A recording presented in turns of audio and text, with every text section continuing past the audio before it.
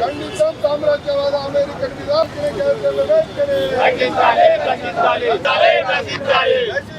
మోడీ ప్రజా వ్యతిరేక విధానాలు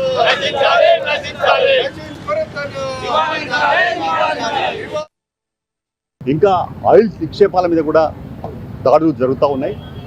మరింత ఆయిల్ సంక్షోభం ఏర్పడే పరిస్థితి కనపడతా ఉంది.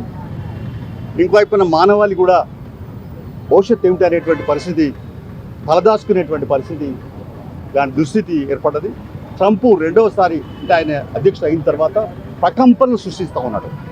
మొత్తం ఎక్కడికక్కడికి మరి నరరూప రాక్షసులాగా వివరిస్తూ ఉన్నాడు, కలియుగ రావణాసురుడాగా వివరిస్తూ ఉన్నాడు.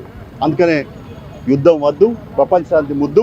అందుకనే కమ్యూనిస్ట్ పార్టీ ప్రజాస్వామ్యవాదులందరూ కూడా ఏకం కావాలా. ట్రంప్ పైన యుద్ధం చేయడానికి ఆనాడు హిట్లర్ అయితే ప్రపంచాన్ని జయిస్తా, నేనే ఏకైక వ్యక్తిని, ప్రపంచంలో నాదే పెత్తాను నేనే అనేటువంటి దానిలో హామం వ్యక్తం చేస్తున్నాడు. ఆయన మంట కలిసిపోయాడు.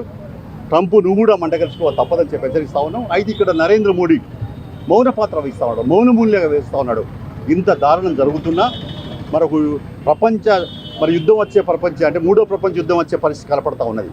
కానీ ఇలాంటి దశలో పెద్ద దేశమైన భారతదేశం అలీన విదేశాంగ దేశం అలీన విదేశాంగ విధానాన్ని అవలంబించే బదులుగా మౌన పాత్ర వహించడం అనే దుర్మార్గం. ఇప్పుడు ఇలా భారతదేశం వెలిగిపోతుందని సబ్కా వికాస్ అని అనేక పద్ధతులు మాట్లాడుతున్నాడు. ఇలా ఇక్కడ ప్రజలకు కూడా కనీసం గ్యాస్ దొరికే పరిస్థితి లేదు. 45 రోజుల దాకా బుక్ చేసుకుంటే తప్ప దొరకదంటా ఉన్నారు. అక్కడికి మళ్ళీ పొయ్యిల కట్టలే గదే పరిస్థితి వచ్చింది. ఇంకా ఆయిల్ నిక్షేపాల మీద కూడా దాడులు జరుగుతూ ఉన్నాయి.